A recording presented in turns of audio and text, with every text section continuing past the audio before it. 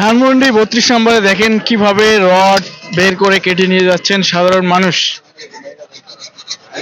দেখেন আমরা একটু সরাসরি আপনাদেরকে এই মুহূর্তে দেখানোর চেষ্টা করতেছি। সর্বশেষ ধানমন্ডির অবস্থা দেখেন।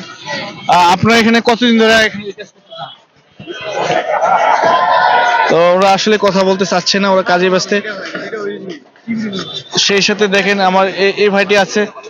এই মামা কেমন আছো? আসসালামু আলাইকুম মামা, ভালো আছি।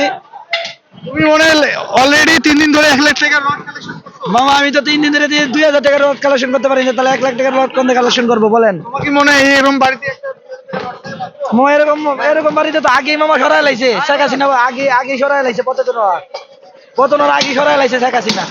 হ্যাঁ বুদ্ধিমান লোক না মামা, শেখের মাইয়া না উনি তো আগিলা দিনের লোক। উনির মাথা কি একটু চেঞ্জ কম? উনির মাথা তো অনেক জ্ঞান। ঠিক আছে, থ্যাংক ইউ। তার মানে ওরা এখন কাজে ব্যস্ত, আমরা আসলে এই মুহূর্তে ডিস্টার্ব করা ঠিক হবে না।